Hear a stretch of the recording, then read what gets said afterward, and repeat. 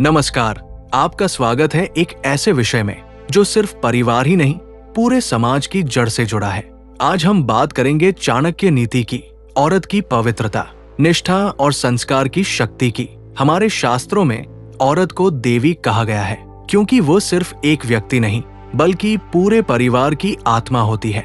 जिस घर में पवित्र औरत रहती है वहाँ सुख, शांति और समृद्धि अपने आप आ जाती है। लेकिन अगर वह अपने कर्तव्य से भटक जाए तो वही घर कलह, चिंता और दुख का कारण बन जाता है। आचार्य चाणक्य ने कहा है, पवित्र स्त्री ही घर की सबसे बड़ी शक्ति होती है। आज हम जानेंगे ऐसी पवित्र औरत की 3 सबसे बड़ी पहचानें कौन सी है। अगर किसी में ये 3 गुण हो तो मान लीजिए वो परिवार की सच्ची लक्ष्मी है। पहली पहचान, परिवार के प्रति पूरा समर्पण। पवित्र औरत अपने पति और परिवार के प्रति पूरी तरह समर्पित रहती है। समर्पण का अर्थ केवल वफादारी नहीं बल्कि पूरा मन, दिल और जीवन परिवार को दे देना है। वो छलकपट से दूर रहती है, सच्चाई और प्रेम से घर को संभालती है। आचार्य चाणक्य कहते हैं, जिस पत्नी का हृदय पति के प्रति निष्ठावान हो उस घर में सुख शांति स्थायी रहती है। जब पत्नी समर्पित होती है तो पति को जीवन में अपार आत्मविश्वास मिलता है। वो जानता है कि हर परिस्थिति में उसका साथ अडिग रहेगा। ऐसी नारी घर की रीढ़ होती है जो सास ससुर का सम्मान करती है, बच्चों को अच्छे संस्कार देती है और हर स्थिति में घर को स्वर्ग बना देती है। कहा जाता है, जहाँ नारी निष्ठावान हो वहाँ देवता भी वास करते हैं। समर्पण ही उसका गहना है। यही पहचान घर की किस्मत बदल देती है। दूसरी पहचान, धर्म और संस्कारों से जुड़ाव। धर्म का अर्थ केवल पूजा नहीं है। धर्म का अर्थ है सही आचरण, सत्य बोलना, न्याय करना और संयम रखना। पवित्र औरत का मन हमेशा धर्म और संस्कारों से जुड़ा होता है। सुबह वो भगवान का नाम लेती है, दीप जलाती है और पूरे घर में भक्ति की सुगंध फैला देती है। बच्चों को रामायण और गीता की बातें सिखाती है। उनके दिल में ये भावना भरती है कि सत्य ही सबसे बड़ा धर्म है। चाणक्य नीति में कहा गया है, धर्मनिष्ठ स्त्री का घर कभी संकट में नहीं पड़ता। जब जीवन में कठिनाई आती है तो पवित्र औरत घबराती नहीं। वो भगवान पर भरोसा रखती है, संयम से काम लेती है। उसके यही संस्कार आने वाली पीढ़ियों का भविष्य गढ़ते हैं। कुंती जैसी माताएं धर्म और धैर्य की मिसाल थी। उनके संस्कारों ने पांडवों को महान बनाया।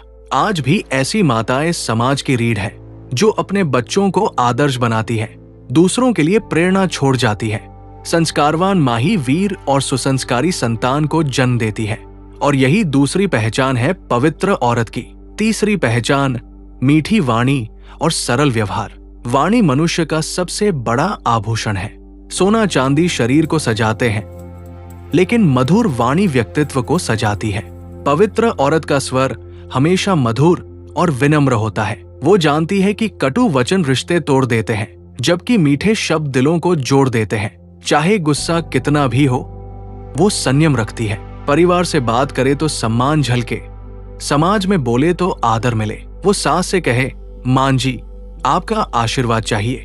बच्चों से कहे, बेटा अगली बार ध्यान रखना। हर शब्द में प्रेम और विनम्रता झलकती है। आचार्य चाणक्य ने कहा, मीठी वाणी वाली स्त्री देवी के समान होती है। उसकी बोली रिश्तों को जोड़ती है, घर में शांति लाती है। ऐसी औरत के घर में सुकून और आनंद का माहौल रहता है। वो केवल अपने शब्दों से ही पूरे वातावरण को पवित्र बना देती है। यही उसकी तीसरी और सबसे सुंदर पहचान है। तो आज हमने जाना चाणक्य नीति के अनुसार पवित्र औरत की 3 पहचानें। 1. परिवार के प्रति समर्पण। 2. धर्म और संस्कारों से जुड़ाव। 3. मीठी वाणी और सरल व्यवहार। अगर किसी घर में ये तीनों गुण हो तो समझिए वहां लक्ष्मी का वास है। सुख, शांति, धन और आदर्श संतान अपने आप आती है। लेकिन अगर इन गुणों का अभाव हो तो महल भी अशांत हो जाता है। इसलिए हमें चाहिए कि हम अपने घर की स्त्रियों का सम्मान करें, उनकी अच्छाई को पहचानें और उन्हें सही दर्जा दें, क्योंकि पवित्र औरत ही घर की असली शक्ति है। वही परिवार को जोड़ती है, समाज को बनाती है और आने वाली पीढ़ियों को संस्कार देती है। जय श्री राम, जय चाणक्य। अगर ये विचार अच्छा लगा हो तो लाइक, शेयर और सब्सक्राइब करें। कमेंट में बताइए आपके घर में कौन सी पहचान सबसे ज्यादा दिखती है।